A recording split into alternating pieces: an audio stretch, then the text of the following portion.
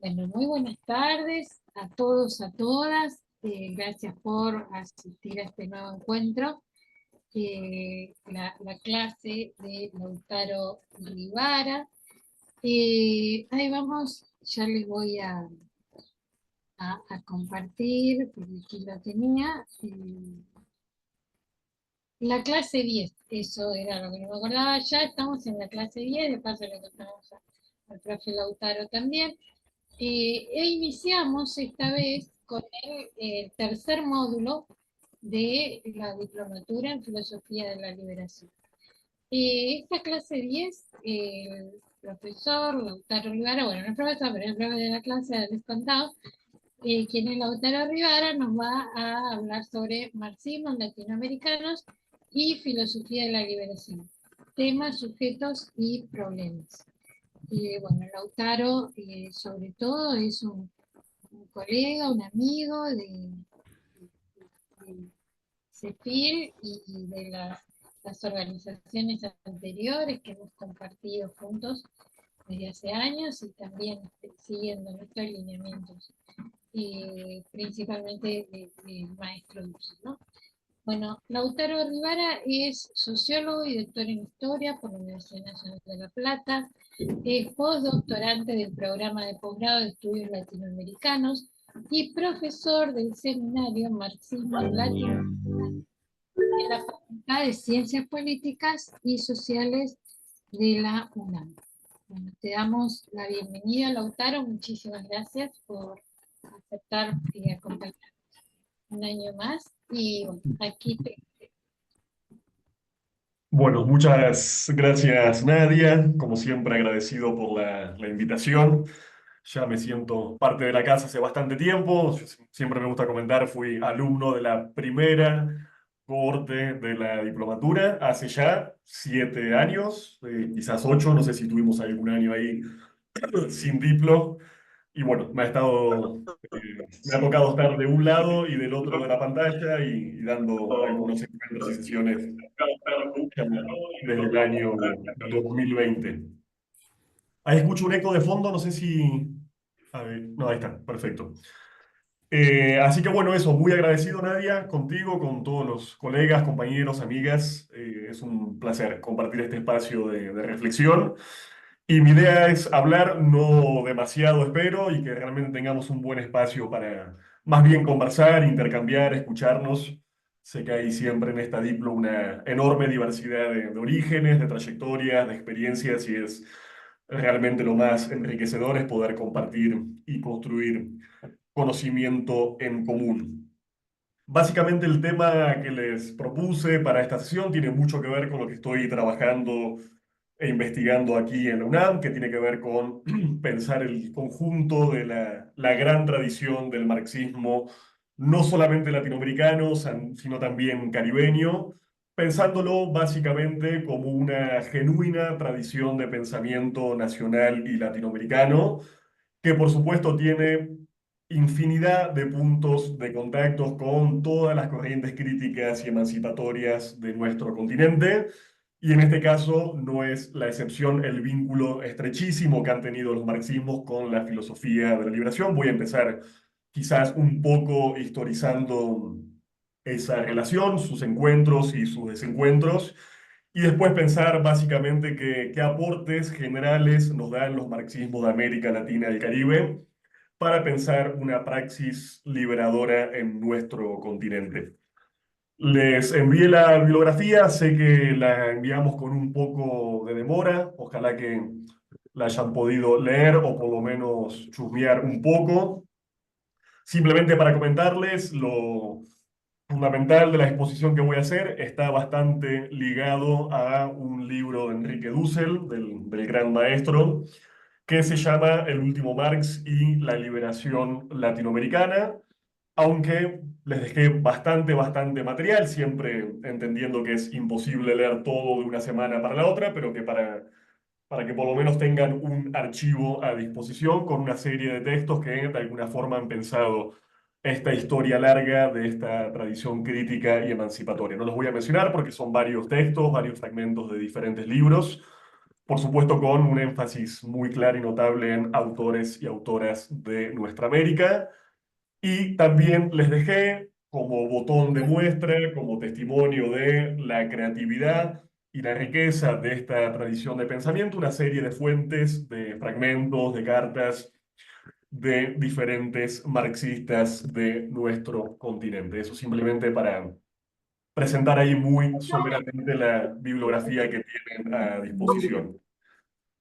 Bien, para empezar, un poco pensar, insisto, este vínculo entre el marxismo o los marxismos y la filosofía de la liberación.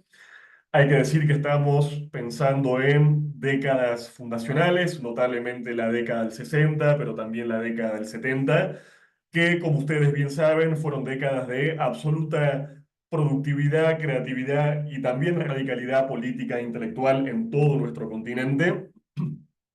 Y en ese caso tenemos el parto simétrico o gemelo de diferentes corrientes, notablemente de la teología de la liberación y de la filosofía de la liberación, que ya desde su mismísimo punto de partida expresan una cierta diversidad epistémica. No hablamos de una tradición y una corriente monolítica, mucho menos en sus orígenes, sino que a tono con la complejidad y diversidad de nuestro continente, expresaba ya en aquellas décadas fundacionales una serie de matices.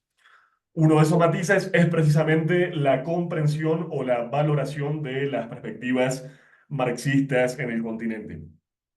En ese escenario, paradójicamente o no, la vertiente fundacional argentina, o por lo menos algunos de sus autores, tenían inicialmente mayor distancia o mayor recelo respecto a los marxismos de América Latina y el Caribe, en una experiencia que, por supuesto, lo tenemos que reconocer, estaba muy mediada por una serie de organizaciones, el Partido Comunista, pero no solamente, autorreconocidas marxistas, en el caso de la Argentina, que, como bien saben, tuvieron una serie de conflictos, desencuentros y sinsabores bastante claros con otras vertientes emancipatorias en clave nacional y popular.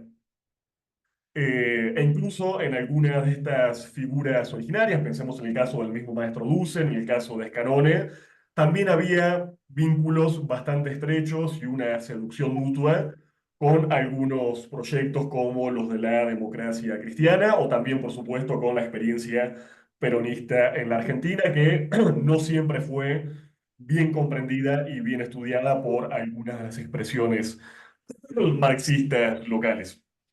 Sin embargo, tenemos un parteaguas histórico común, más o menos reconocido según el caso, que va a ser también la Revolución Cubana del año 1959, un paradigma y un parteaguas no solamente fundamental para entender la teología y la filosofía de la liberación, sino para entender, por ejemplo, las mismísimas teorías de la dependencia, que son otras de las vertientes que van a influir claramente en el desarrollo de estas corrientes latinoamericanas críticas. Pero va a haber una serie de debates en función de cuál fue la experiencia más gravitante o más definitoria, si el año 68 o si la Revolución Cubana del año 59, para expresar, insisto, y explicar este quiebre histórico.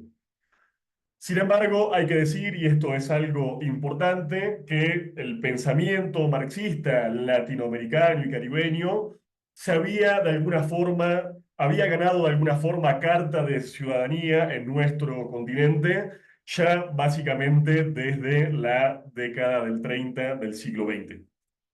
Ustedes saben que la implantación y difusión de las primeras ideas marxistas se dan en verdad muy mezcladas y entreveradas con las vertientes anarquistas, anarcosindicalistas y también con una serie de vertientes socialistas, no marxistas o premarxistas, muy influenciadas, por ejemplo, con los socialismos utópicos, incluso con algunas vertientes del socialismo cristiano llegados desde Europa y que no va a ser hasta fines del siglo XIX y sobre todo comienzos del siglo XX que la tradición específicamente marxista se va a empezar de alguna forma a caracterizar y ganar un contorno mucho más propio y mucho más específico, en un proceso que después se va a prolongar, por supuesto, en el gran parteaguas de la Revolución Rusa del año 1917 y después con la fundación, con esa larga estela de fundación de partidos comunistas en toda América Latina y el Caribe. Y tenemos, insisto, ya desde la década del 30 una serie de pensadores marxistas, pero muy originales y claramente muy insertos y situados en la problemática periférica en general y latinoamericana en particular.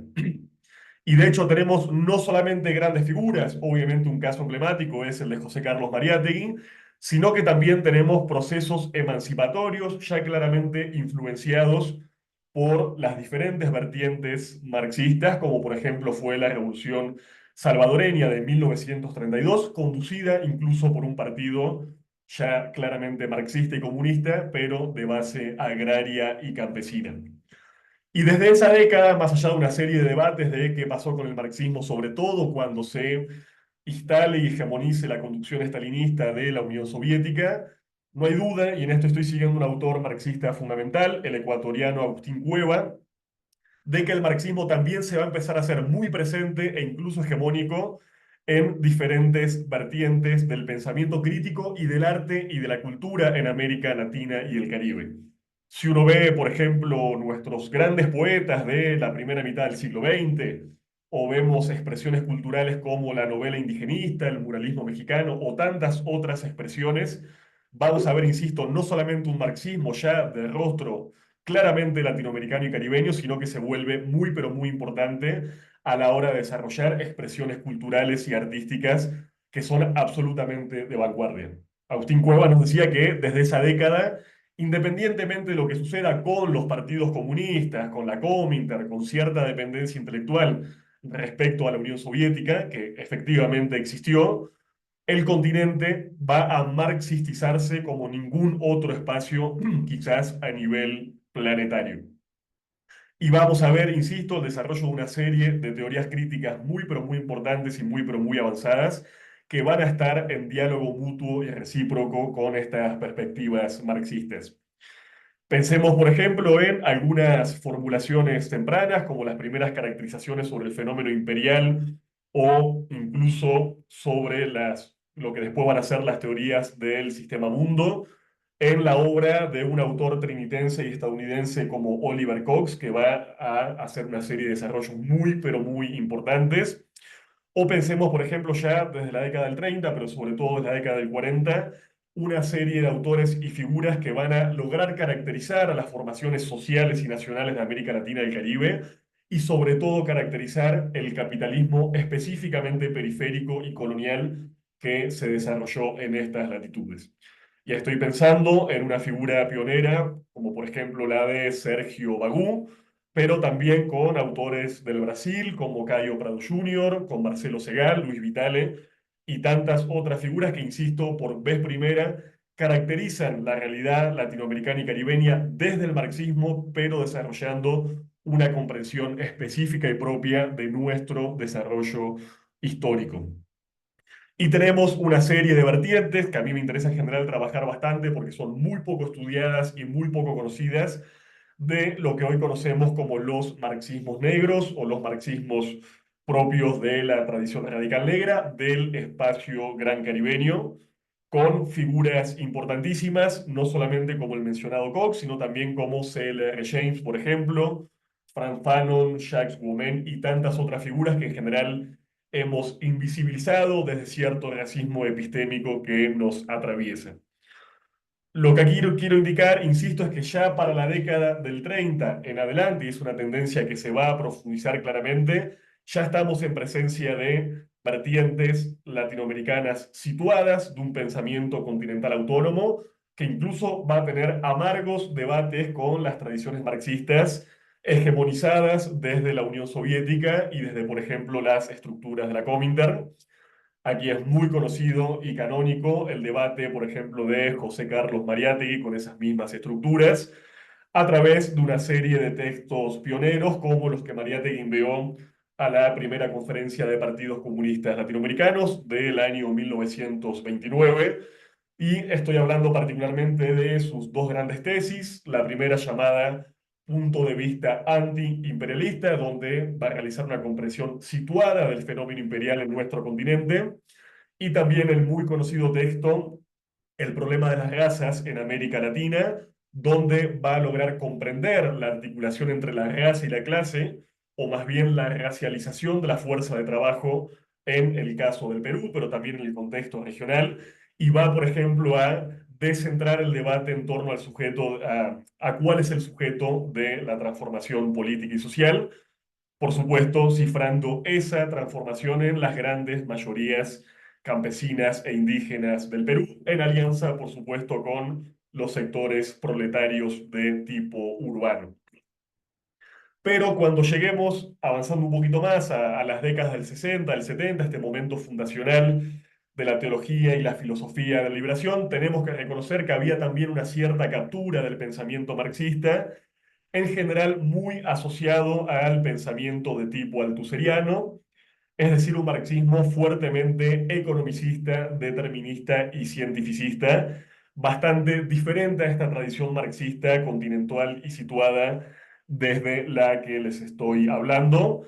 Y teníamos, por supuesto, cierto monopolio ideológico del corpus marxista, con todavía la existencia de la Unión Soviética y con una serie de partidos marxistas que de alguna forma custodiaban esa ortodoxia, que tiene que ver, lo vamos a comentar un poco con Dussel, bastante poco que ver con la obra originaria de Marx y tiene mucho más que ver con el último pensamiento engelsiano y sobre todo con el desarrollo de los manuales de la Unión Soviética que codificaron este pensamiento en términos de materialismo dialéctico o materialismo histórico, construyendo una filosofía de la historia fuertemente determinista que otorgaba, por ejemplo, a América Latina y Caribe un lugar absolutamente subsidiario y subalterno. Por eso, y en este sentido, el texto que les dejé de Enrique Dussel tiene el valor enorme de abordar la producción de lo que Dussel llamó el último Marx, o de lo que él caracterizó como un viraje político y epistémico hacia las últimas décadas y años de producción marxiana original. Para Dussel, y acá hay debates entre diferentes analistas e intelectuales que han pensado la historia del marxismo en nuestro continente, para Dussel puntualmente este viraje se va a producir en torno al año 1867, un año que no es casual porque tiene que ver con la publicación del libro primero de El Capital, libro que va a terminar de darle a Marx, en conjunto con también su militancia en espacios como la Liga de los Comunistas y después con la fundación de la Primera Internacional, le va a terminar de dar un conocimiento y un prestigio en por lo menos el conjunto del espacio europeo y va a permitir que Marx se ligue y empiece a comprender mejor y de primera mano la problemática de una serie de países periféricos, o por lo menos periféricos al espacio europeo, donde el capitalismo no se había implantado de forma total y hegemónica, como sí fue, por ejemplo,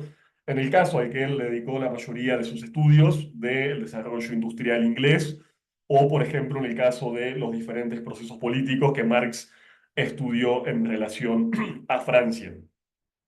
Es aquí, a partir de, insisto, de estos últimos años de producción de Marx, digámoslo entre el año 1867 y su muerte en el año 1883, que encontramos un pensamiento que se acerca a una serie de problemáticas que van a volver mucho más afín a ese corpus marxista con, insisto, las particulares de América Latina y el Caribe. Y aquí estoy hablando básicamente de tres grandes problemáticas. En primer lugar, la cuestión nacional. En segundo lugar, la cuestión colonial. Y en tercer lugar, la cuestión racial o etnorracial. Tres aspectos, tres pilares, diría yo, del pensamiento marxista latinoamericano y caribeño, que a partir de Marx, o muchas veces sin conocer ni siquiera los desarrollos clásicos de los últimos años de producción de Carlos Marx, van a desarrollar algunas conclusiones o avances muy parecidos o convergentes, y en otros casos, por supuesto, van a avanzar muchísimo más allá del pensamiento marxista clásico. Insisto, la propia teoría de la dependencia y sobre todo las vertientes marxistas tienen que ver un poco con esta historia larga, y vuelvo a decir, no podemos entender el desarrollo de la primera filosofía de la liberación sin esta influencia asumida o no del pensamiento marxista. Entonces, para ir cerrando esta idea, simplemente decir que hoy seguir pensando al marxismo como un hecho colonial, como un pensamiento eurocentrado, como una vertiente emancipatoria completamente ajena a América Latina y el Caribe, a más de un siglo de las primeras formulaciones nativas, me parece que es un contrasentido. Hoy la ciencia social, la filosofía, el arte, la cultura y la política de América Latina está muy vinculada a esta matriz de pensamiento hasta el punto de que no podríamos comprender prácticamente ninguno de los grandes acontecimientos revolucionarios del siglo pasado y de nuestro siglo actual, influenciado de diferentes formas y en diferentes grados por el pensamiento marxista latinoamericano y caribeño. Pero hubo, en este sentido, sí, lo quiero subrayar, una evolución de los vínculos y afinidades de, el pensamiento marxista y la filosofía de la liberación que podemos mapear en el caso del mismísimo maestro Dussel. Si tomamos, por ejemplo, textos tempranos de él, desde la década del 60, donde considera efectivamente al marxismo un pensamiento puramente eurocentrado, falsamente universalista o colonial, hasta, por ejemplo, obras como la que les propuse para leer, que implican la culminación de un esfuerzo de muchos años de Dussel de básicamente estudiar el conjunto del corpus marxista a través de las fuentes originales que él encontró en Berlín y en Ámsterdam. Así que en ese sentido, y yendo puntualmente al libro, a la obra que les sugerí para leer, vamos a encontrar ahí cómo Dussel va a culminar, insisto, esta saga de libros donde él se propuso estudiar lo que llamó las cuatro redacciones de El Capital de Marx. El primero de estos libros de Dussel va a ser la producción teórica de Marx, donde va a estudiar principalmente los Grundrisse de los años 1857 y 1858, es decir, los primeros borradores, los primeros manuscritos reflexivos de esa gran aventura intelectual que fue El Capital. En otro libro de Dussel, hacia un Marx desconocido, él va a estudiar la contribución del año 1859 y los manuscritos de los años 61 al 63. Esto es, insisto, lo que Dussel llama la segunda redacción del Capital. Y en este libro que le sugerí, Dussel va a completar ese trabajo de largo aliento estudiando la tercera y la cuarta redacción. La tercera vinculada a los manuscritos de los años 63-65 y la cuarta redacción completamente inconclusa en función de una serie de escritos y de reflexiones que Marx va a producir entre los años 1877 y 1880. Son, es decir, apenas algunos textos preparatorios que quedaron fundamentalmente abiertos. En ese sentido, el maestro se dedicó desde los años 80, insisto, a estudiar básicamente ese segmento, los últimos 20 años de vida y de producción Yo porque teórica de tengo que Marx. estar enojada. Venía de mí, de lo que estaba haciendo, yo me lo ponía acá para amortiguar el... Silvia, tenés el micrófono abierto. Ahí está. Y a lo cual también podríamos agregar otro libro muy importante del maestro que se llama Las metáforas teológicas de Marx, que va puntualmente a estudiar justamente la presencia de una serie de metáforas provenientes del pensamiento judeocristiano en diferentes textos, como por ejemplo en el mismísimo Capital. Lo que nos va a dejar, me parece, como síntesis importantísima este esfuerzo enorme de Enrique Dussel, es la idea, la definición de que el pensamiento de Marx quedó absolutamente abierto e inconcluso, pero felizmente lleno de posibilidades para su desarrollo posterior. El pensamiento de Marx, contra lo que van a construir algunos de sus epígonos a posteriori, no fue una teoría cerrada, acabada ni dogmática que uno pudiera simplemente dedicarse a aplicar de forma mecánica a nivel global. En ningún momento vamos a encontrar ese tipo de cerrazón, sino, insisto, una teoría abierta y creativa que debía y felizmente fue desarrollada en las periferias. De hecho, si vemos, por ejemplo, el plan originario de escritura del conjunto del Capital, Marx pensaba desarrollar una obra en 6 partes. Las primeras tres partes vinculadas a lo que él consideraba cada una de las tres clases fundamentales de la sociedad capitalista, es decir, la clase burguesa propiamente dicha, y de ahí, por ejemplo, los estudios sí culminados por Marx en torno al proceso del capital, también la clase terrateniente, y de ahí el estudio planificado en torno a la renta, y por supuesto la clase obrera trabajadora y el estudio del salario. Y después Marx había pensado otras tres partes que apenas si llegó a intuir con algunos trazos realmente muy, pero muy fragmentarios, que se iban a dedicar a estudiar el Estado en tanto síntesis de la sociedad burguesa, en tanto mecanismo de unificación política de esa sociedad. En quinto lugar, las relaciones internacionales de producción y la división internacional del trabajo. Aquí hubieran entrado temas tan importantes para, por ejemplo, un territorio como América Latina y el Caribe, en relación a el debate de las colonias o del comercio exterior. Pensemos, por ejemplo, lo que después va a trabajar la teoría de la dependencia en términos de intercambio desigual. Y una sexta parte que iba a terminar de totalizar su pensamiento dedicada a estudiar el mercado mundial y las crisis capitalistas. Es decir, tenemos un plan de desarrollo realmente muy, pero muy ambicioso que iba desde lo abstracto a lo más concreto, que no fue desarrollado ni siquiera en una sexta, séptima parte. Lo que tenemos, insisto, como producción final son apenas los primeros volúmenes dedicados justamente a comprender el capital, que era el nivel de reflexión más abstracta y más general que Marx ofrecía en este plan de trabajo.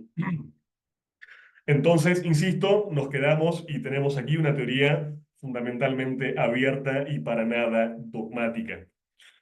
Y decíamos con Dussel que hay un año de transición importante, que es el año 1867, porque Marx empieza aquí a estudiar y comprender el mundo periférico por fuera de estos países del capitalismo central que les estaba mencionando. Aquí no solamente influye el impacto del capital, que por ejemplo hace que Marx tome contacto con los populistas rusos, sino también su propia militancia junto con Engels, por ejemplo, en la fundación de la Primera Internacional en el año 1864. Incluso el propio espacio europeo se va de alguna forma ampliando y dilatando en las reflexiones de Marx, que va a empezar a prestar muchísima más atención junto con Engels a la problemática nacional en relación a algunos casos muy importantes y decisivos en aquella época, como el caso de Polonia y el caso de Irlanda, dos casos paradigmáticos de nacionalidades europeas periféricas bajo dominación colonial y sin la presencia de un Estado propio, soberano y autodeterminado. Pero Dussel va a subrayar sobre todo la importancia, insisto, de este vínculo con los populistas rusos y sobre todo el estudio de Marx de la problemática de la comunidad rural y del campesinado en la Rusia de la segunda mitad del siglo XIX. Y va a empezar una correspondencia, una serie de intercambios con estos populistas que de hecho van a ser los primeros en traducir y publicar en otro país el capital, en este caso traduciéndolo, por supuesto, al ruso. Si veíamos, por ejemplo, si tomamos los textos de Marx y de Engels antes de estas décadas, o por ejemplo las obras clásicas de los años 1844 o por esos años, vamos a ver todavía una concepción en Marx de un desarrollo histórico absolutamente lineal, evolucionista y en general eurocentrado, ¿sí? Esa idea de que, muy hegeliana, de que la historia se desplaza desde el oriente hacia el occidente y de que el conjunto de los países del planeta debían forzosamente atravesar una serie de etapas de desarrollo como las que emblemáticamente, por ejemplo, habían atravesado los países de la Europa central.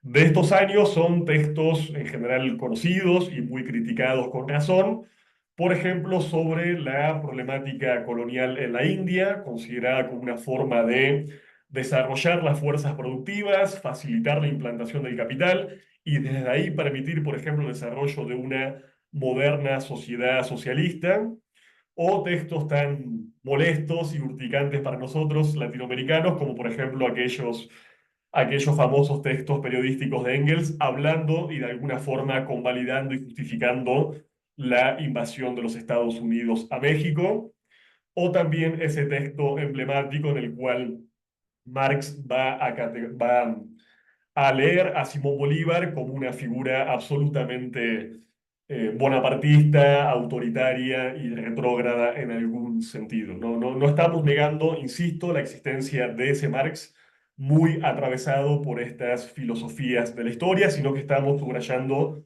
la evolución histórica de su pensamiento.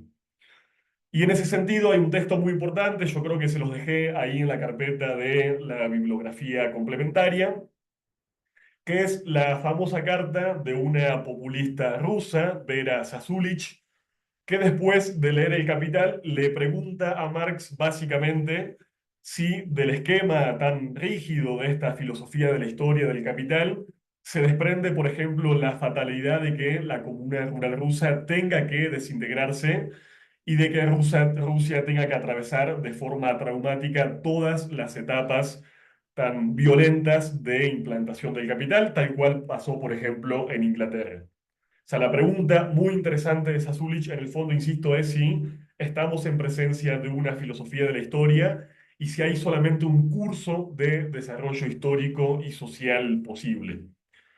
Y sin embargo, Marx le va a responder que no hay tal fatalidad histórica, que no hay tal filosofía de la historia, y que él en El Capital se limitó a explicar simplemente el desarrollo histórico de una serie de países de Europa Central, sosteniendo que extrapolar ese esquema de desarrollo histórico a otros países europeos o mucho más a otros continentes sería un contrasentido. Y insisto, en esta serie de relaciones muy estrechas y muy fraternas de Marx con los populistas rusos, este va a estudiar muchísimo a los populistas, va a estudiar el ruso y va a llegar a una comprensión diferencial del desarrollo histórico hasta el punto de subrayar y sugerir en las respuestas a Vera Zasulich que, por ejemplo, en el caso de Rusia, quizás la comuna rural, quizás el sujeto campesino podían servir de plataforma para desarrollar una sociedad socialista de tipo moderna. Es decir, teorizando un desarrollo histórico diferente que no implicaba necesariamente pasar por la implantación del capital, de la sociedad privada, de las relaciones salariales modernas y de la explotación tal cual la veíamos en las fábricas inglesas por aquella época. Entonces, insisto, Marx va a negar claramente y explícitamente que la suya sea una filosofía de la historia general y va a ponderar en ese caso positivamente, o por lo menos va a creer que hay una posibilidad de desarrollarse a través de formas societales precapitalistas como las comunas rurales. También estas son años, y sobre todo los últimos años de reflexión de Marx, donde él va a empezar a estudiar la antropología moderna, tanto de figuras rusas como por ejemplo Alexander Kovalevsky. Marx va a dejar un manuscrito hoy absolutamente importante, que fue publicado hace pocos años por la vicepresidencia del Estado Plurinacional de Bolivia, donde de alguna forma, leyendo y comentando y discutiendo a este antropólogo ruso, va también a ponderar otras formas societales no europeas, no modernas y no occidentales, y va a estudiar también a una serie de antropólogos de los Estados Unidos, como es, por ejemplo, el caso de Morgan. Esto, insisto, simplemente para decir que no hay aquí un esquema ni ningún tipo de sucesión histórica lineal, sino que aparece la posibilidad de pensar vías diferenciadas de desarrollo. Cuando veamos, por ejemplo, y leamos a justamente el principal y primer gran marxista creativo de América Latina y el Caribe, y estoy hablando nuevamente de José Carlos Mariátegui, y encontremos conceptos como, por ejemplo, el de elementos de socialismo práctico, o una lectura positiva del AILU, de la comunidad indígena precapitalista y prehispánica, vamos, insisto, a encontrar reflexiones entre este marxismo tardío y el marxismo de América Latina y el Caribe, que de alguna forma van a tender a converger. Y sin embargo, es interesante que esta convergencia se da obviamente desde premisas compartidas, pero que ese primer marxismo tan creativo de América Latina y el Caribe no conocía, no tenía forma de conocer los textos tardíos de Marx, que se van a empezar a publicar muy tardíamente en la segunda mitad del siglo XX. De hecho, materiales como los que les comento, el cuaderno Kovalevsky, los cuadernos etnológicos, han sido muy recientemente traducidos al español y publicados en América Latina y el Caribe, por lo cual quiero subrayar no solamente la importancia teórica y epistémica con Dussel de este último Marx, sino que una serie de conclusiones en torno a la cuestión colonial, nacional y racial fueron pensadas de forma autónoma y con premisas propias por los marxistas de América Latina y el Caribe. Va a ser después de la muerte de Marx, va a ser sobre todo a partir de parte del pensamiento de Engels y sobre todo del triunfo de la revolución bolchevique y sobre todo de la hegemonía estalinista a partir de más o menos el año 1929, que se va a codificar este marxismo claramente unilineal, economicista y determinista, que va a ser exportado como el marxismo oficial y con mayúsculas América Latina y el Caribe por algunas estructuras como la Cominter y por algunos partidos comunistas, formaciones que tampoco podríamos considerar solamente homogéneas, sino que hubo realmente vertientes y expresiones políticas, intelectuales bastante diferentes en el seno de estos partidos. Por eso nos va a decir Dussel que de alguna forma el Marx que entró en crisis en Europa es justamente este marxismo estalinizado, cientificista, positivista y teleológico, mientras que el Marx que está vinculado a las necesidades básicas vitales es un Marx que está muy vivo en América Latina y el Caribe. Dussel nos habla más bien de un marxismo o de un Marx económico y antropológico que tiene que ver con estudiar justamente cómo el capitalismo impidió el desarrollo real de América Latina y el Caribe. Si este marxismo europeo tiene una crisis de tipo académica y política, Dussel va a insistir en que el marxismo que está vivo y vigente en América Latina y el Caribe es este marxismo económico. Es decir, que para estas vertientes o desde esta mirada, el socialismo no es algo que va a llegar después de implantar eficazmente el capitalismo en las periferias, sino que el socialismo aquí es justamente una alternativa a la imposibilidad de expresar un desarrollo capitalista independiente en nuestro continente. Y también el maestro Dussel nos va de alguna forma a orientar, a vincularnos también a ese Marx más político, no tanto al Marx científico de esta gran aventura intelectual de la escritura del Capital, sino el Marx que encontramos en un plano quizás mucho más político, mucho más hipotético, mucho más intuitivo, en obras como por ejemplo el 18 Brumario de Luis Bonaparte o por ejemplo en la crítica del programa de Gotha. Insisto, con Dussel él nos dice, este no es quizás el Marx más científico, no es el más sistemático, pero es el que tiene justamente la apertura que posibilitó el viraje de las últimas décadas de su vida y de su obra, y que lo acercan a una serie de problemáticas y categorías que son fundamentales en América Latina y el Caribe, como por ejemplo la propia idea de la nación, del pueblo, del Estado, de la clase, insisto, categorías que después van a ser muy, pero muy desarrolladas por el marxismo posterior en nuestro continente.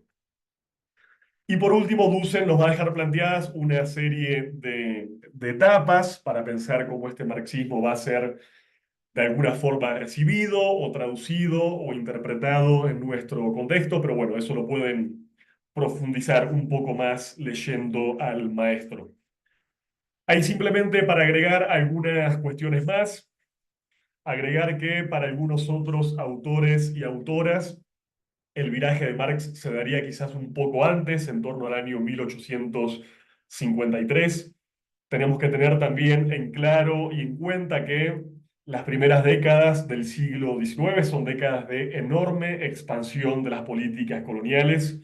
Pensemos en el caso de las guerras del opio en China, Pensemos en la conquista de la India de 1858, que el propio Marx estudió, o pensemos, por ejemplo, el reparto del África en el Congreso de Berlín de 1878.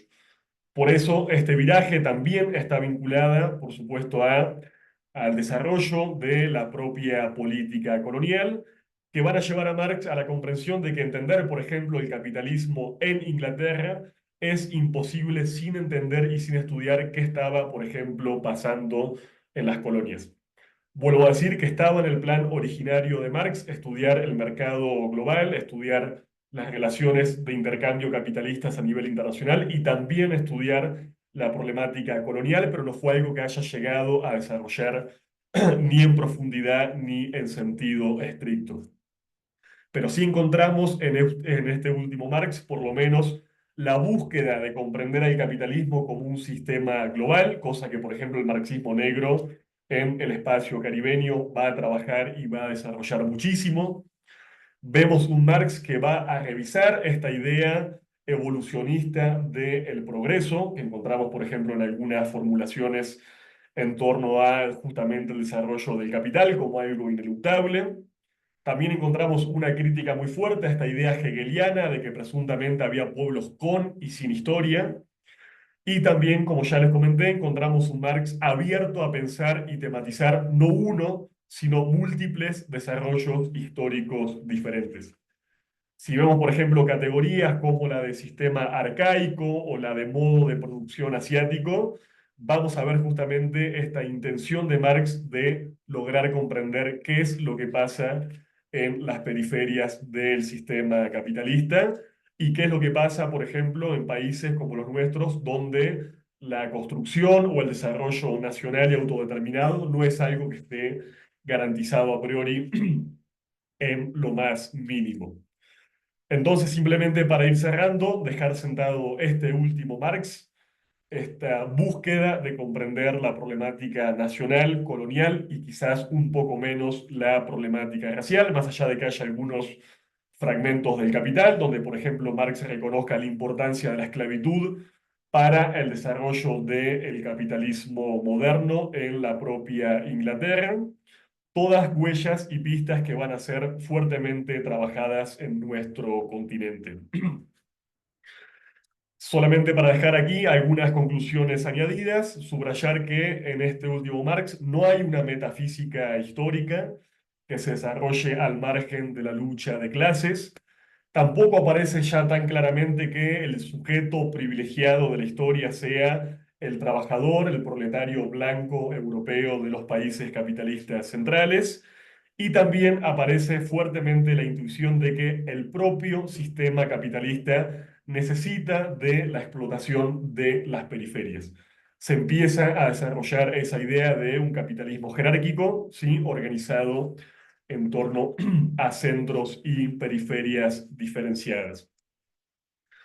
Solamente para terminar, sería muy extenso poder profundizar en los aportes del marxismo de América Latina y el Caribe del último siglo, pero por lo menos dejar sentadas algunas teorías, algunos enfoques y algunas categorías que son muy importantes y que están, por supuesto, detrás del surgimiento de la propia filosofía de la liberación. Una es la comprensión del pensamiento del proceso de colonización en América Latina y el Caribe, en cuáles fueron las características de la conquista, cuál fue el tipo de capitalismo específico que se desarrolló en nuestro continente y fenómenos, por ejemplo, como la plantación, la esclavitud y la trata. O también, por ejemplo, una serie de nociones vinculadas a lo que después vamos a conocer como la colonialidad del saber y del poder, o fenómenos como el colonialismo interno. Tenemos también esta serie de figuras y de teóricos que intentaron dilucidar las características del capitalismo colonial. Ya se los mencionaba, es el caso, por ejemplo, de Sergio Bagún, Cayo Prado Jr., Marcelo Segal, Luis Vitale. Autores muy, pero muy importantes porque lograron discutir y desbaratar la idea de que América Latina y el Caribe era un desarrollo, era un continente de alguna forma feudal. Esta idea de que el feudalismo europeo había sobrevivido a través de la conquista y de que lo que se había implantado, insisto, en América Latina y el Caribe no era capitalismo, no era un capitalismo sui generis, sino un modo de producción previo, lo cual llevó a décadas de errores intelectuales y también políticos, bajo esta idea de que lo que correspondía en América Latina y el Caribe era proceder, por ejemplo, a una revolución democrático-burguesa para terminar de desarrollar el capitalismo, de alguna forma difiriendo las posibilidades de una transformación social radical ad eternum. También encontramos una serie, insisto, de figuras del marxismo de América Latina y el Caribe que hoy son considerados de forma unánime como los antecesores de las teorías nativas del imperialismo y de la comprensión del capitalismo como un sistema mundial o como un sistema mundo. Aquí la figura, vuelvo a decir, de Oliver Cox es absolutamente fundamental, pero encontramos toda esa vertiente de los marxismos negros que tuvieron una gran capacidad de comprensión geopolitológica y que estudiaron al capitalismo como un sistema mundial, como por ejemplo en la obra Capitalismo y Esclavitud de Eric Williams, o a través del estudio marxista clásico de la Revolución Haitiana que hizo C.L.R. James, Los Jacobinos Negros. Desde aquí también se vincula una comprensión de la articulación entre raza y clase muy particular de nuestro continente, que encontramos tanto en esta vertiente de los marxismos negros, como también, por ejemplo, en los textos que mencionábamos de José Carlos Mariátegui. En esto Marx dejó realmente muy pocas intuiciones y creo que fue realmente el marxismo de América Latina y el Caribe el que logró comprender el lugar que la racialización de la fuerza de trabajo ocupa en el capitalismo y el lugar que, por ejemplo, fenómenos como la esclavitud jugaron para explicar el despliegue del capital en Europa y, por ejemplo, la mismísima revolución industrial.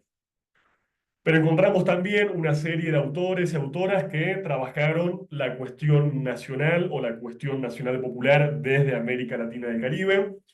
Les mencionaba el ejemplo notable del marxista ecuatoriano Agustín Cueva, para mí una figura muy, pero muy importante para conocer, rescatar y reivindicar.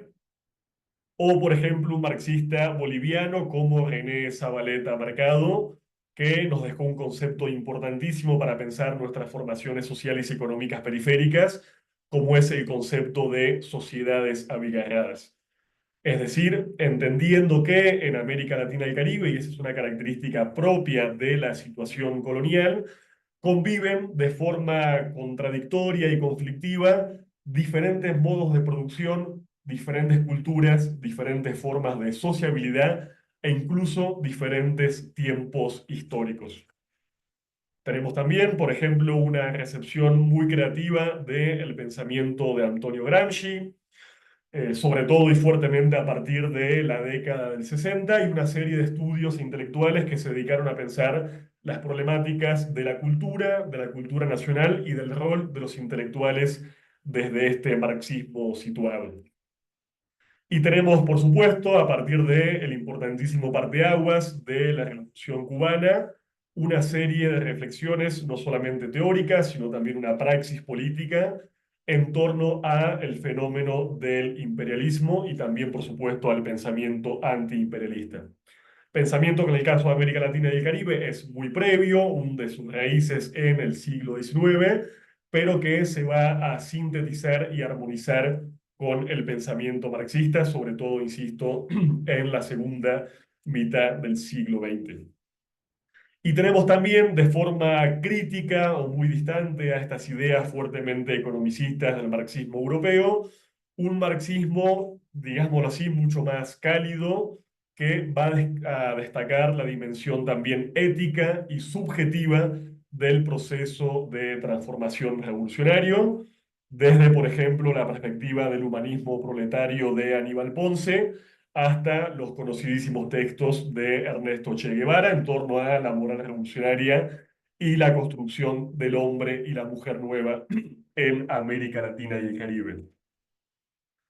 Y si hablamos de la cuestión nacional, tenemos que también que hablar de cómo lo nacional dialoga o se conflictúa con la cuestión internacional.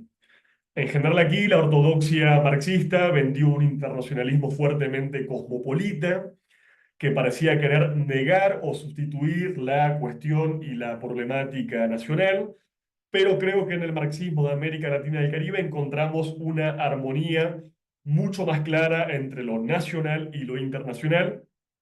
Si pensamos, por ejemplo, en procesos que como la propia Revolución Cubana fueron fuertemente nacionalistas y a la vez fuertemente internacionalistas. Incluso la propia dialéctica entre lo nacional y lo internacional, que vienen desde las propias guerras hispanoamericanas de independencia, creo que generan una dinámica que no puede ser comparada o reducida a la de los casos clásicos europeos.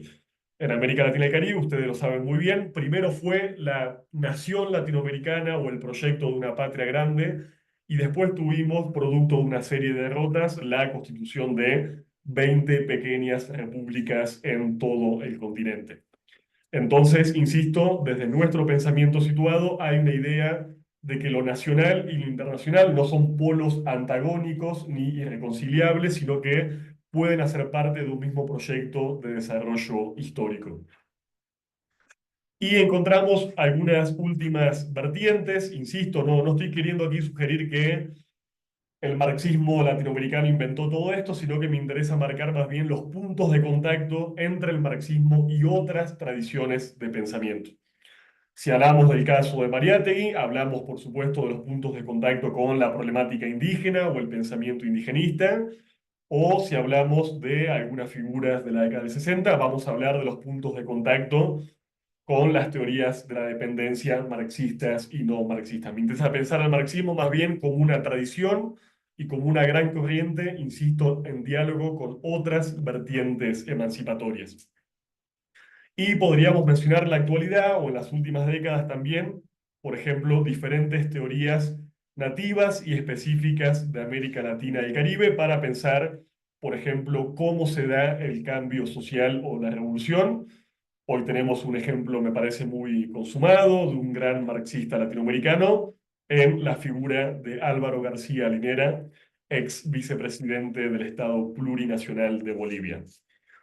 Bueno, voy a ir parando por acá para no abrumar demasiado de información, simplemente para dejar algunas coordenadas generales y para que, según lo prometido, podamos discutir y conversar un poco en conjunto. Gracias.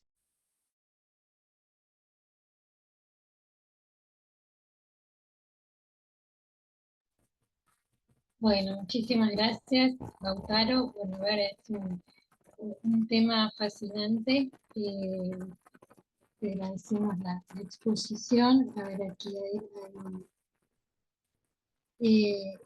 bueno, acá hay aplausos en el chat.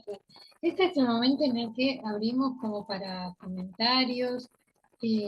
No necesariamente tienen que ser preguntas, quizás alguien tenga algún comentario, consulta. No sé, por ahora no veo ninguna mano levantada. Mientras, para romper el hielo, me gustaría hacerte la siguiente consulta, Lau, ya que bueno, compartiste, trabajaste el texto de Dussel. Bueno, Enrique Dussel siempre cuenta, ¿no?, que él se mete a estudiar la obra de 10 años de Marx, justamente cuando le hacen una crítica, ¿no?, de que su filosofía era populista, ¿no? Como él va a buscar en los textos de Marx la respuesta a esa crítica, ¿no? Y bueno, y de ahí salen los 3 libros, ¿no?, seguidos, y toda una impronta de Marx, en Dussel, que bueno, que también uno lo podría poner como en ese momento marxista de Dussel. Y bueno, en tus investigaciones, que bueno, que van desde Marx, ahora está desde toda Latinoamérica, ahora está Dussel.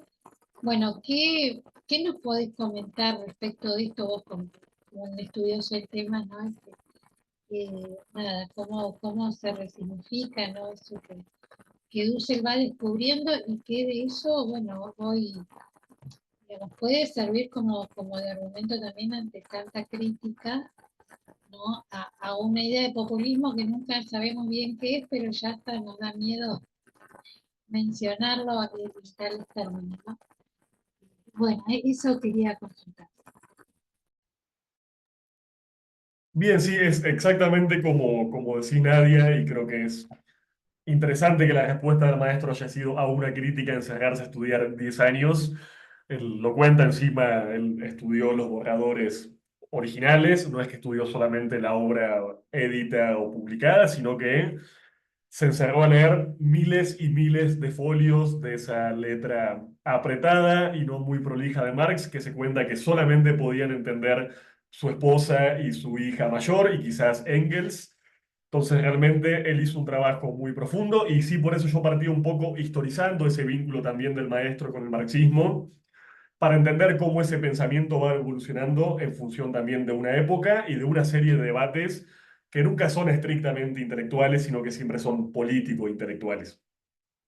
Y creo que en ese marco, yo lo decía, no es casual que no solamente el caso del maestro Dussel, pasó con Casalla, pasó con Scanone, que esa vertiente argentina haya sido mucho más refractaria al marxismo, no tenía solamente que ver con el corpus teórico marxista, sino con una experiencia política de la Argentina vinculada a cuáles habían sido los desencuentros entre el peronismo y los partidos socialistas y comunistas muy puntualmente. Creo que si hacemos abstracción de esa historia política de desencuentros, va a ser difícil entender por qué había quizás un poco más de distancia cuando otras vertientes de la teología o de la filosofía de la liberación fueron desde el punto de partida mucho más afines, incluso en términos políticos, identitarios con el marxismo.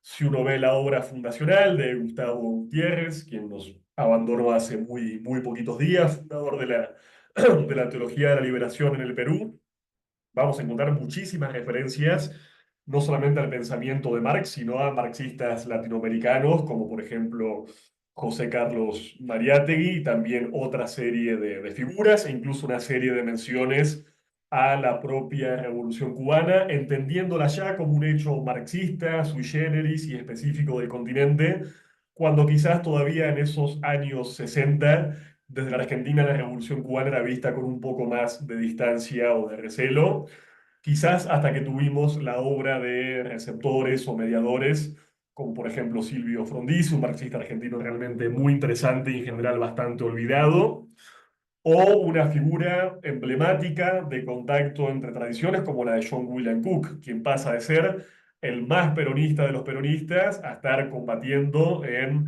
Bahía de Cochinos y hacerse realmente muy, pero muy cercano a Ernesto Che Guevara e incluso aprendiendo de allí, por ejemplo, las estrategias vinculadas a la vía armada.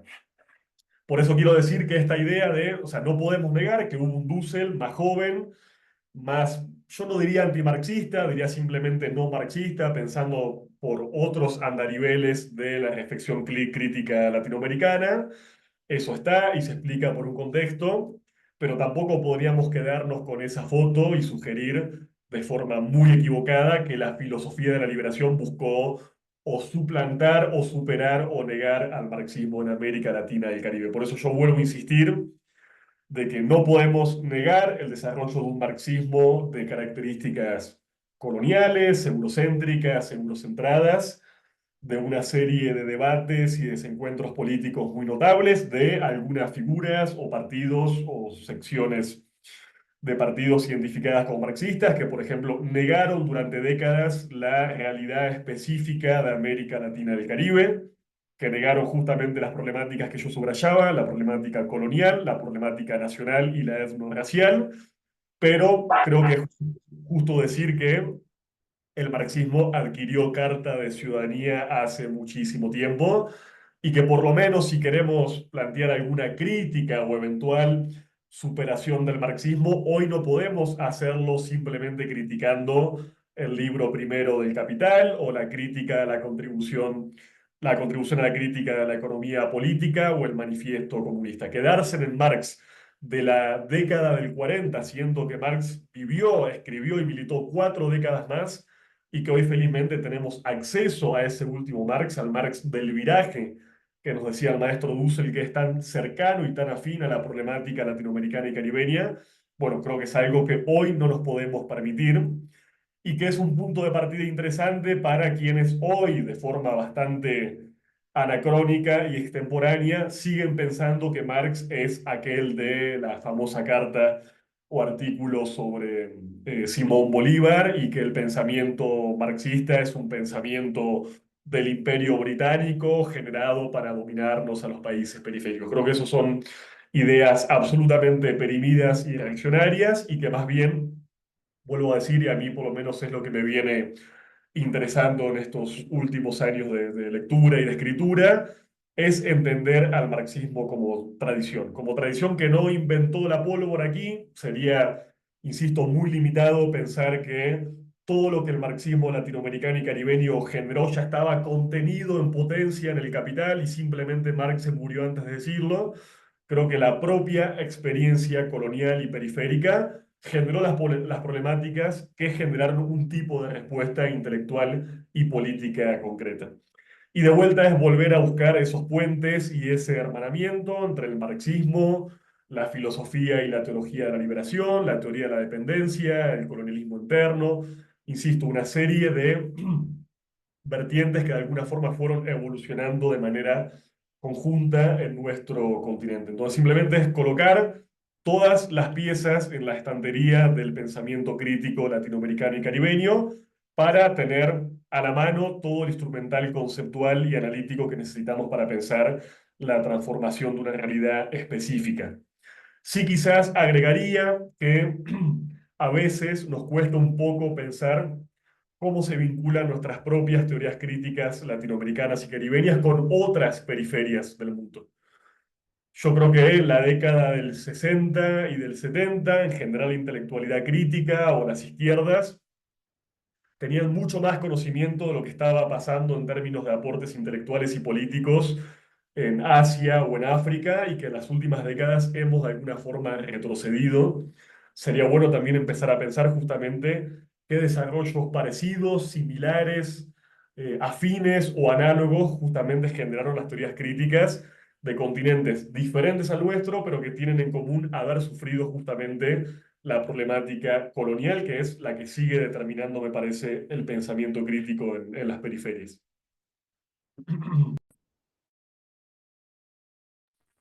Muchísimas gracias, Lautaro. Aquí hay una pregunta, una mano levantada. Boris, a ver, Boris, pregunte nomás. Buenas tardes, Lautaro. Muchas gracias por su excelente exposición, brillante ciertamente. Algunas reflexiones y si usted considera pertinente también su eco a esta propuesta. En primera instancia, considero que la obra de la filosofía de la liberación de América Latina, que tiene un sustrato en alguna medida marxista también o se inspira, pasa a ser periférica en el marco de la ortodoxia del marxismo, porque de alguna manera nosotros habíamos bebido un marxismo ortodoxo y quienes se atrevían a pensar desde fuera del marxismo ortodoxo casi quedaban excomulgados, una suerte de religión que dejaba sin comunión a quienes no reproducían el pensamiento ruso. Yo recuerdo también que Dussel fue mi profesor en 1984, fíjense, hace muchos años, aquí en el Ecuador, en Cuenca particularmente, y él era un crítico del marxismo ortodoxo. Claro, era un brillante, genial, y prácticamente era como el revisionista. Ese título le llamaban a los marxistas que no estaban en comunión con el marxismo ortodoxo. Una segunda perspectiva que quisiera también su eco, sin duda también Dussel tiene una ruptura epistemológica, un giro, diríamos, hasta cuando él llega a escribir un cierto tipo de pensamiento y producción de textos inspirados en Heidegger. Pero cuando descubre a Marx, pasa a tener como eje básico la reproducción de la vida. Y eso lo aprende del viejo Marx, pero sobre todo de este diálogo con un hermano fraterno que lo tenía, como era Franz Hinckelammer.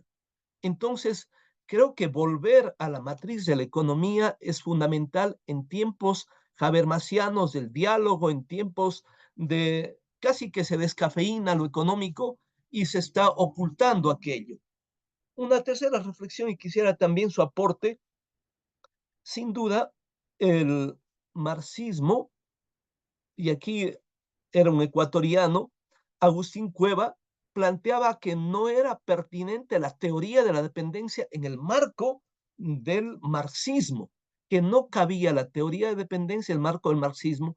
Y recuerdo en algunas clases, el viejo Dussel decía, no, que tiene mucha pertinencia a partir justamente de redescubrir los textos del Marx maduro, porque de alguna manera si nos quedábamos en el Marx joven, etcétera, o en el Marx del primer Capital, capaz que no encontrábamos la justificación para la teoría de la dependencia.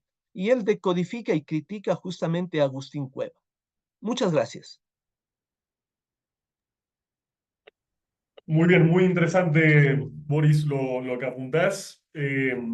Mira, sobre lo primero, que creo que es interesante como enfoque, esta idea del marxismo ortodoxo, ¿no? Lo que venimos un poco comentando. No podemos negar que había un país de referencia del marxismo, una construcción canónica y una estructura internacional que de alguna forma difundía e imponía que era el marxismo oficial o el legítimo. Eso lo comentábamos, venía desde los viejos debates de la primera conferencia de los partidos comunistas latinoamericanos. Y sin embargo, ya que justo mencionás a Cueva, lo quería traer a colación porque él da un debate respecto a esta historia del marxismo y de las ortodoxias y heterodoxias muy importante frente a Michel Lowy, el marxista franco-brasileño, que tiene esta célebre antología del pensamiento marxista en América Latina y sobre todo un estudio introductorio donde presenta de forma canónica lo que él llama 3 etapas del marxismo en América Latina y el Caribe. En verdad en América Latina, porque ya encontramos un primer sesgo problemático que es desgajar el espacio gran caribeño de la historia de América Latina. Pero básicamente en ese texto muy conocido hoy, Lowy hablaba de una primera etapa revolucionaria del marxismo, muy vinculada a una experiencia política que es la Revolución Salvadoreña y la obra de José Carlos Mariátegui. Cifraba un segundo momento no revolucionario desde la muerte de Mariátegui hasta 1959, que sería un momento de estalinización, de poca creatividad, de total heteronomía del pensamiento marxista en el continente, y una segunda etapa revolucionaria que se abriría, por supuesto, con la Revolución Cubana y el pensamiento de Ernesto Che Guevara, Fidel Castro y demás. Ahora, Cueva hizo una crítica muy interesante a esta historización de Lowy, creo sugiriendo, y esto son más bien palabras mías, que más que una historia del marxismo, Lowy escribe una historia de los partidos comunistas en América Latina y el Caribe, que no es lo mismo, digamos, y es problemático confundirlos. Insisto, no porque no podríamos negar que la historia de los PCs es parte del marxismo, pero no podemos decir que la historia del marxismo es igual a la historia de los PCs.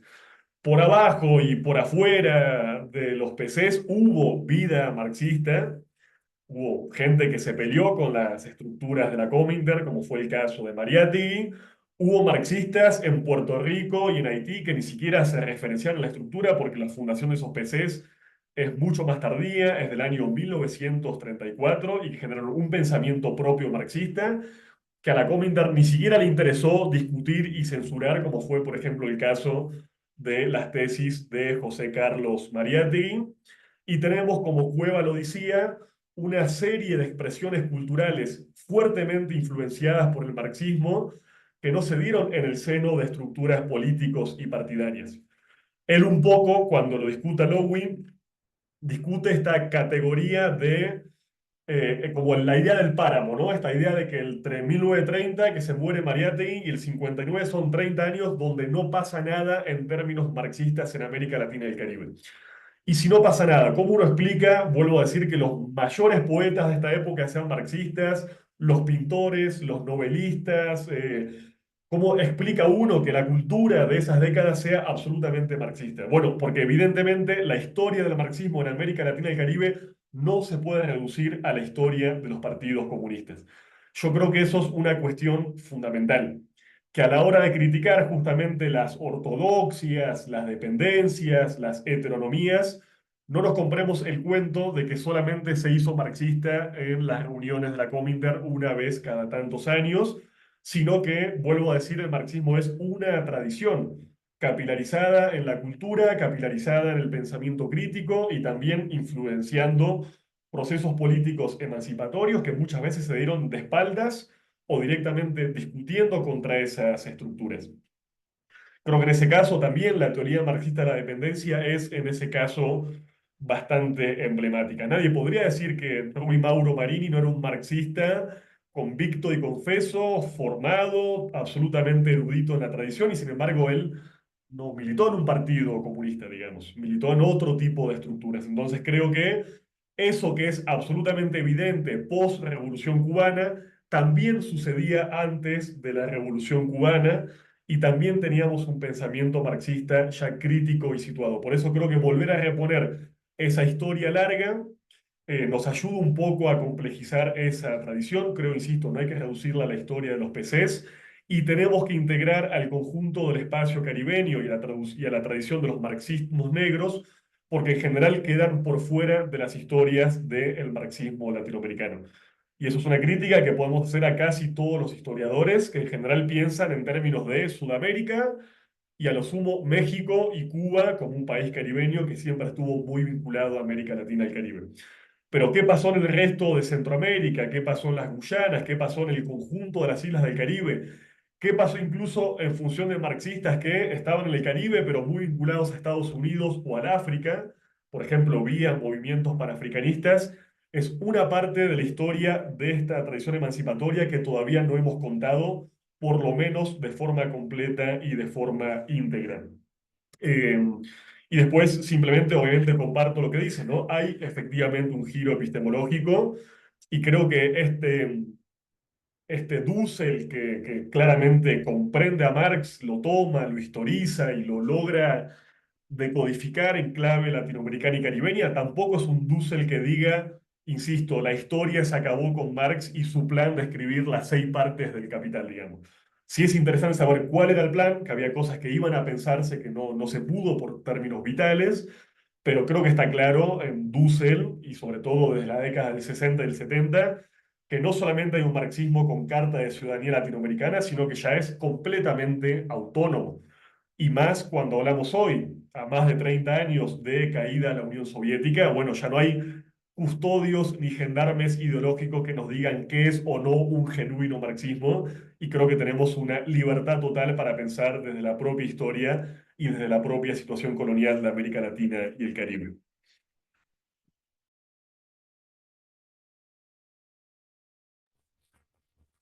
Muchísimas gracias, Lautaro. Bueno, por ahora no hay ninguna mano levantada, pero justo me diste el pie ahí para hacerte la pregunta que sigue, y es, bueno, vos sos un especialista también en los temas del Caribe.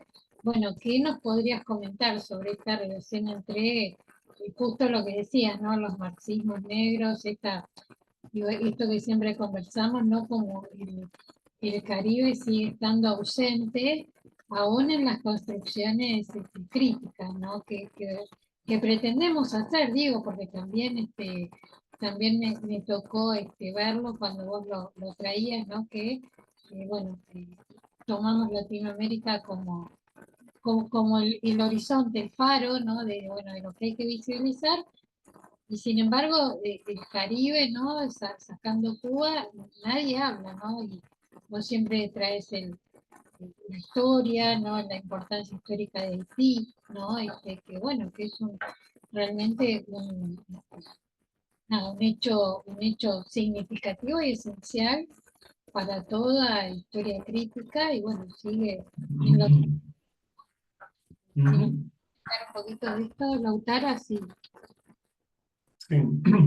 Sí, creo, insisto, que lo del Caribe es importante, primero por una cuestión de unidad histórico-estructural, digamos. No podemos segmentar la historia de América Latina de la historia del Caribe. Incluso hay países cuya propia historia nacional sería incomprensible, que son países de transición geográfica, por así decirlo. digo, cómo pensar a Colombia o a Venezuela o a la propia Cuba o a Panamá, sino como países latinoamericanos y caribeños. Y sobre todo creo que lo que pasa aquí, y es muy claro en el caso del Caribe, es de vuelta no reducir no solamente la historia del marxismo a la historia de los PCs, sino tampoco centrarse solamente en el marxismo como una cuestión identitaria, que para mí es el otro problema con algunas lecturas históricas como la de Michel Lowy. Limita el marxismo o categoriza a los marxistas en función de que se hayan autoidentificado en términos políticos y partidarios como marxistas. Lo que nos pasa en el Caribe muy claramente es que hay una serie de figuras que son intelectuales de fuste de primer nivel, que en muchos casos conocen la historia marxista, se formaron con Marx, conocen su método, no con él digo, con su método, con su, leen El Capital, son grandes eruditos de sus obras, pero por cuestiones de tradición política no militan en partidos marxistas, digamos. Entonces, hay figuras que son quizás en términos ideológicos más próximas al pensamiento nacionalista, incluso a ciertos liberalismos progresivos, pero que sin embargo, a la hora de estudiar su corpus de pensamiento, es justo ponerlos, digamos, en la canasta del marxismo. Les doy un ejemplo clásico, el de Eric Williams, cuando escribe Capitalismo y Esclavitud. Williams, oriundo de Trinidad y Tobago, es, por ejemplo, uno de los grandes pensadores de la integración caribeña y es la primera figura que va a lograr estudiar, certificar y comprobar que lo que les decía antes, el desarrollo del capital en Inglaterra se va en base a la institución esclavista, de que no hay revolución industrial sin esclavismo, plantación y trata. Ahora insisto, Williams fundó un movimiento nacionalista, es el padre de la independencia de Trinidad y Tobago, es un integrador del Caribe, no es un marxista en términos identitarios o ideológicos, y sin embargo es parte de la tradición. Así creo que eso sucede con varias figuras, quizás algunas más adscritas, vuelvo a decir, al panafricanismo. También hay que pensar no solamente en las relaciones internas de América Latina y el Caribe, sino en estas conexiones con Estados Unidos y con África. Y por ejemplo, si hoy pensamos en los aportes de algunas de estas figuras, algunos de estos países, yo creo que es interesante mencionar, vos decías, Nadia, el caso de Haití. El caso de Haití es emblemático porque tenemos una figura, la de Jacques Bouhomen, quien va a fundar el primer partido marxista en Haití y va a escribir un texto conocido como el Análisis Sistemático 32-34, que en algunos de sus alcances y reflexiones es muy similar a lo que escribe el Mariátegui de los últimos años de la década del 20. Simplemente que no es un blanco criollo, o no es un mestizo, no es un latinoamericano. Obviamente escribía en francés y no hemos logrado integrar su pensamiento al conjunto de las reflexiones de América Latina y el Caribe. Y yo creo que hay un poco la paradoja es que Latinoamérica no ha visto y sigue sin ver ni pensar a los teóricos del Caribe, pero el Caribe sí ha pensado la generalidad de América Latina e incluso la generalidad del sistema capitalista global. Incluso hoy, si pensamos, por ejemplo, en tres grandes teorías críticas importantísimas del pensamiento social latinoamericano y mundial, vamos a ver que su origen está en marxistas negros del espacio gran caribeño. Por ejemplo, la propia idea de que hoy asociamos a Aníbal Quijano de la colonialidad del poder está presente en teóricos del Caribe y de los Estados Unidos, porque no casualmente ellos tipificaron que las poblaciones negras y afrodescendientes eran tratadas en algunos países del Caribe o en los Estados Unidos justamente como colonias internas. Esa idea de la pervivencia de relaciones de colonialidad una vez alcanzado el estatus de una independencia formal ya está muy presente en ese pensamiento caribeño. O les decía el caso, por ejemplo, de las teorías del sistema mundo. Hoy, sobre todo en el pensamiento geopolítico, las vinculamos muchísimo al caso de Immanuel Wallerstein, a Samir Amin, a Giovanni Arrighi y a una serie de pensadores, pero nos olvidamos que décadas antes de que se formulara esta idea del sistema mundo en su definición de Wallerstein, teníamos a un autor como Oliver Cox, que ya para la década del 50 había escrito una trilogía sobre el desarrollo del capitalismo como un sistema mundial, partiendo de la Liga Hanseática y partiendo de Venecia hasta llegar a la hegemonía de los Estados Unidos en la segunda posguerra. Insisto, no es una persona que adelantó una idea o una intuición o que dijo algo en una conferencia.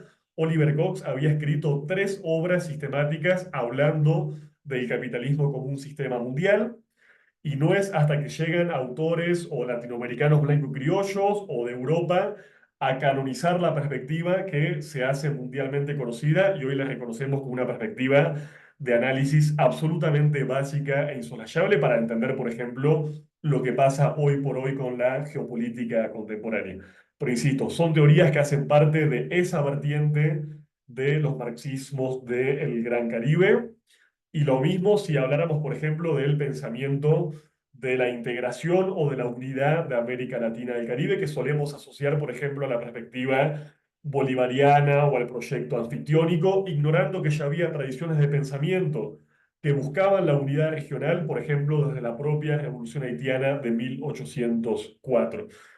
Insisto, es muy difícil profundizar acá en un espacio tan breve, pero por lo menos para dejar sentada la duda y la inquietud de que el Caribe es un espacio que tenemos que reintegrar a la historia general de América Latina y el Caribe, y puntualmente a la historia del marxismo, de la teología y la filosofía de la liberación, y en general de todas las perspectivas críticas y emancipatorias.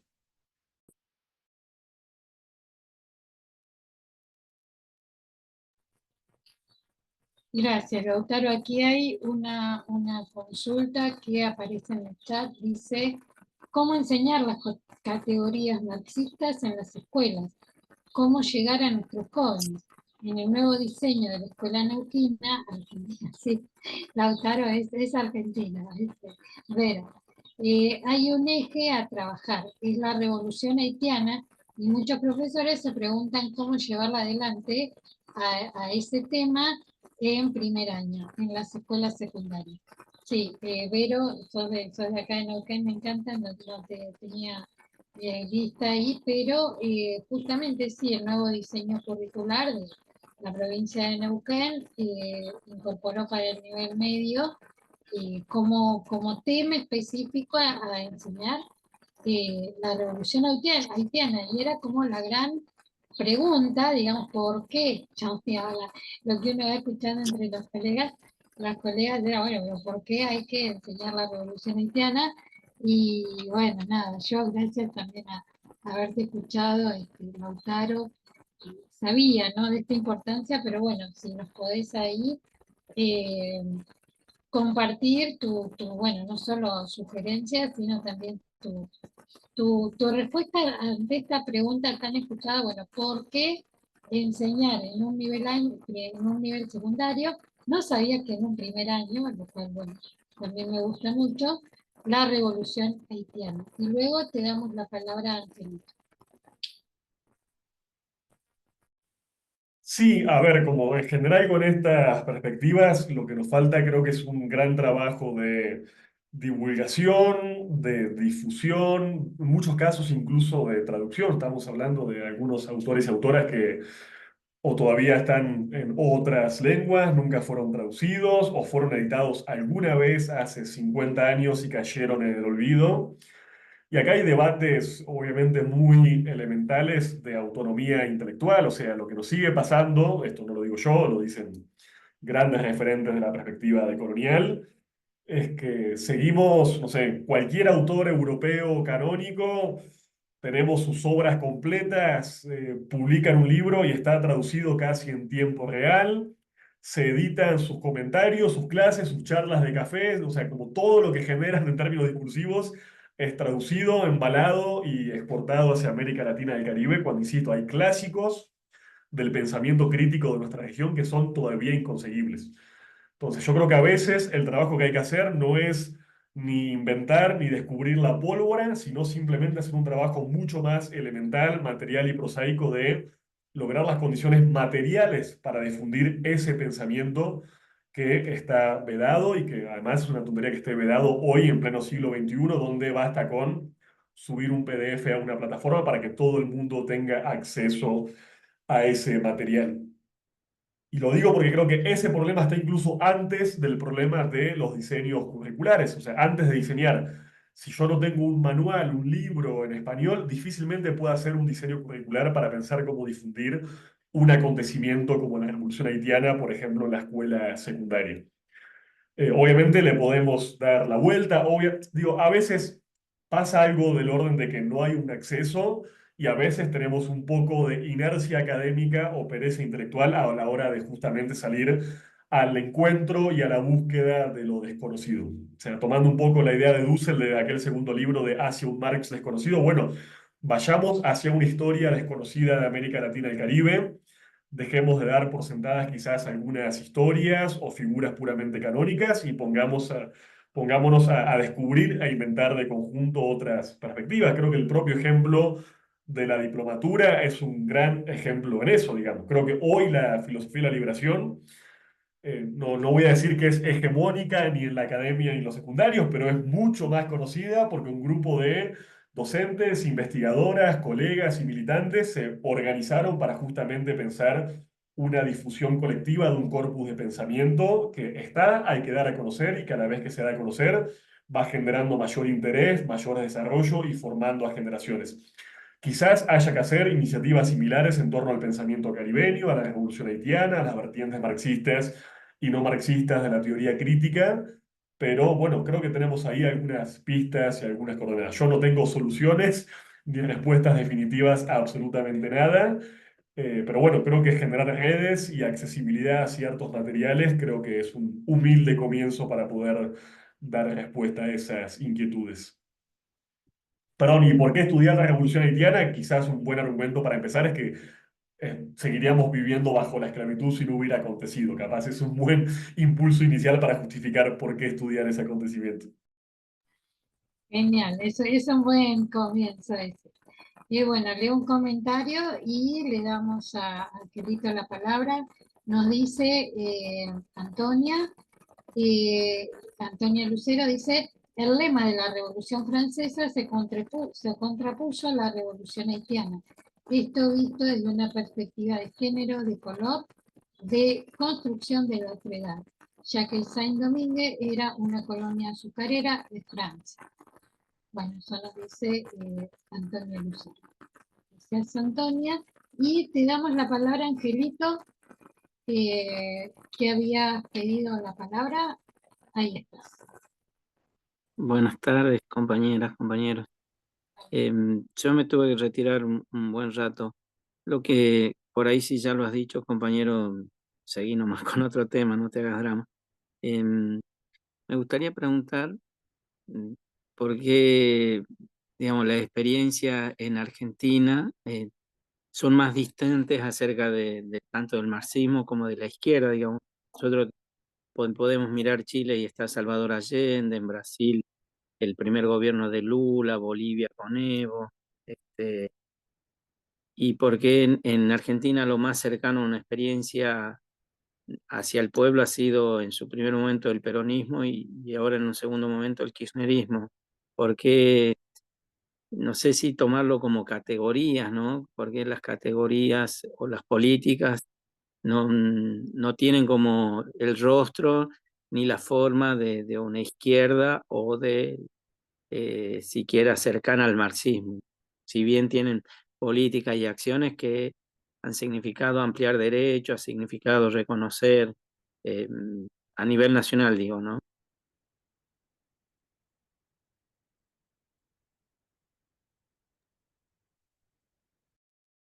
Sí, creo que, a ver, eso un poco parte de lo que conversábamos hace un rato, de que tampoco hay una tradición ni marxista ni comunista unívoca en la historia de América Latina. Es incluso, les decía, ni siquiera me gusta reducir el asunto a los PCs. Ni siquiera es fácil hacer una historia de los partidos comunistas de América Latina y Caribe, que fueron varias decenas. O sea, es incomparable, no sé, pensar en el rol del PC argentino en la década del 40 o del 50 con la del PC en otros países de tradiciones muy diferentes. O sea, hay partidos comunistas que fueron de base exclusivamente urbana y de clases medias altas y otros PCs que fueron de base agraria, campesina, campesino indígena. Algunos fueron parte de procesos revolucionarios, otros estuvieron absolutamente en la vereda de enfrente de procesos emancipatorios. Tenemos realmente como una diversidad de experiencias que me parece que es bastante, pero bastante amplia en el continente. Y tenemos también, por supuesto, la emergencia de ciertos fenómenos nacional populares, despectivamente llamados populistas. A mí no es una categoría que me guste ni me interese particularmente, que obviamente generaron diferentes tipos de identificación en base a las clases trabajadoras populares, rurales y urbanas. O sea, y hay tradiciones marxistas que en algunos países fueron, si no hegemónicas, por lo menos muy fuertes o bastante dominantes, y en algunos países fueron absolutamente marginales y lo son absolutamente, por ejemplo, hasta el día de hoy. Ahí tenemos trayectorias muy diferentes. No sé si podríamos explicar por un solo criterio o clivaje esa serie de diferencias, pero sí no podríamos negar que hubo un fenómeno colonial en algunos casos y que hubo, por ejemplo, ciertos sectores marxistas que, por ejemplo, partían de negar la problemática nacional. O que partían, por ejemplo, de negar cualquier especificidad del desarrollo histórico y societal de América Latina y Caribe. Yo les mencionaba algunas tesis tan problemáticas como la idea de que teníamos países feudales y entonces lo que había que hacer era aliarse a burguesías nacionales para hacer revoluciones democrático-burguesas. Bueno, esa línea ya la criticó Mariátegui en la línea en la década del 20 diciendo, a ver, esto puede funcionar en términos de, no sé, frentes populares en Europa, por ejemplo, pero ¿cuál es la burguesía nacional de América Latina y el Caribe? Soberana, autónoma, que busque desarrollar un capitalismo pujante de tipo independiente. Digo, reconocer la particularidad de los fenómenos sociales, históricos en las periferias en general y en América Latina en particular, yo creo que fue el parteaguas que definió la capacidad de ciertos marxismos de ganar carta de ciudadanía y hacerse realmente muy útiles y movilizadores para la praxis, y algunas otras vertientes las volvió realmente muy estériles para pensar lo específico de nuestro continente y para abanderar, por ejemplo, procesos transformadores. Pero es una historia, insisto, muy abierta incluso todavía hoy en día. Hay un texto que yo creo que les dejé que me parece bastante interesante, de García Linera, que estudia cuál fue la relación de contacto y de conflicto en el caso de Bolivia entre el marxismo boliviano y el pensamiento y la praxis indianista radical desde la década del 70 en adelante. Él hablaba en ese texto de el desencuentro en Bolivia de dos razones revolucionarias diferentes que no logran conectarse, porque, por ejemplo, en el caso de Bolivia, de la segunda mitad del siglo XX, el pensamiento marxista era absolutamente economicista y modernizante, y partía del punto de partida epistemológico de que la comunidad indígena era un problema y que como tal había que disolver la comunidad indígena y hacer que los indígenas se volvieran propietarios rurales independientes como si fueran, no sé, un farmer en los Estados Unidos. Bueno, es evidente que ese marxismo en Bolivia, que partía de negar el rol político transformador del sujeto campesino indígena en un país donde la mayoría de la población es campesino indígena, bueno, no tuvo la capacidad de tener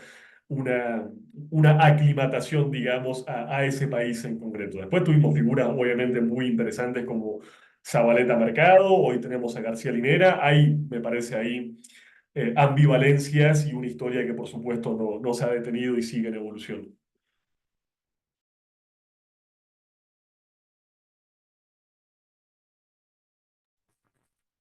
Bueno, muchísimas gracias, Lautaro. Nos quedan 20 minutitos quizás como cierre y para aprovecharte, porque bueno, ya después nada, es complejo aunar agendas bueno, y actividades, pero no quería dejar de consultarte, digamos, de que nos compartas tu opinión, digamos, del presente latinoamericano, bueno, y caribeño, si vos querés también, ¿no? Pero, digo, nada, este gran avance que hay en muchos países, ¿no? De las derechas. Bueno, ¿cómo crees vos que todo este escenario se viene reconfigurando, ¿no? Creo que la complejidad digamos, parece inasible, ¿no? Las izquierdas y las derechas ya, bueno, países como Argentina, ¿no? Que se está hablando ya, ¿no? Como Argentina como el primer lugar, ¿no? De un experimento que no sabemos bien cuál es, o sí, pero bueno, quisiera también apelar a tu conocimiento experto en estos temas de política internacional y sobre todo desde las periferias, ¿no? Bueno, que nos compartas, bueno, una opinión como para ya cerrar esta excelente clase y conversación y encuentro. Uy, es una pregunta muy amplia, pero capaz para ligarlo un poco a lo que venimos discutiendo y poner esa lectura de continente en términos exclusivamente ideológicos. Yo creo que estamos en presencia de una paradoja, que es que estamos viendo derechas y extremas derechas yendo a sus fundamentos ideológicos, ¿no? O extremas derechas cada vez más ideologizadas, que están yendo a las fuentes de sus respectivas tradiciones. Yo creo que no es casual, o si no es casual, por lo menos es sintomático que tengamos en la Argentina un presidente como Javier Milei, que nos guste o no, hace parte de una tradición política concreta muy consciente de sus orígenes. El que Milei haya ganado la presidencia de la República y haya elegido en su primer discurso como presidente electo hablar desde Alberdi para acá en términos de tradiciones de pensamiento argentinas y yendo a las fuentes del pensamiento liberal o del, por ejemplo, las matrices libertarias en los Estados Unidos o la Escuela Austriaca de Economía, hablan, insisto, de derechas que están siendo cada vez más ideológicas y que están recuperando sin ningún tipo de empacho y de contradicción las fuentes más brutales de este pensamiento ultraconservador. Y lo digo también porque me tocó estar hace poquito tiempo en lo que fue acá en México, la Conferencia Política de Acción Conservadora, que es el espacio que nuclea esta especie de internacional de extrema derecha y reaccionaria a nivel global. Y les digo, me parecía muy interesante y sugestivo verlos yendo a pensar, bueno, qué dijo Adam Smith, qué dijo Ricardo, Murray Rothbard, Hayek, Mises, Karl Menger, o sea, yendo a realmente a estudiar de alguna forma las fuentes de esa tradición. Y siento que en el espectro político ideológico contrario está pasando exactamente lo inverso. Venimos como de años, creo, los últimos poquitos años de América Latina y Caribe, donde un poco nuestros fundamentos ideológicos han tendido más bien a licuarse, digamos. O sea, nadie pensaría que un presidente de izquierda hoy asumiera y que lo primero que dijera fuera sacar o un libro de Marx o un libro de Dussel y hablar de los fundamentos ideológicos del gobierno y de las tradiciones emancipatorias. Entonces, a mí por lo menos lo que me deja pensando es si no estamos un poco cohibidos y un poco autorreprimidos en términos de volver, insisto, a las fuentes de nuestras tradiciones críticas y volver también de forma directa, de forma orgullosa y también buscando, por supuesto, de alguna forma comunicarlas, divulgarlas y acercar a más personas a estas tradiciones emancipatorias. ¿No? Estamos como un poco licuados en una especie de común identidad progresista que tiene algunos principios, creo, ético-políticos muy básicos, muy meritorios y que todos y todas compartimos, pero creo que no sería mal, me parece, de alguna forma volver a esas fuentes y volver a hacer un poco lo que la derecha está haciendo con bastante éxito, ¿no? ¿Quién diría que una clase de economía austriaca pudiera congregar a decenas de miles de personas? Digo, quizás, capaz que una clase sobre Enrique Dussel o Karl Marx o Mariatti, quizás logremos en algunos pocos años que también congrega mucha gente, pero para eso tenemos que ir, insisto, a esas fuentes y recuperar con cierto orgullo, me parece, de latinoamericanos y latinoamericanas, un poco el pensamiento y la historia de la que partimos. Creo que humildemente es lo único que podría aportar en términos de reflexión a esa pregunta tan compleja y tan amplia. Bueno, Lautaro, muchísimas gracias. Aquí las compañeras avisan, compañeros también avisan, se van a dar clases, todos aquí trabajan también, así es que bueno, muchos y muchas ven la clase grabada.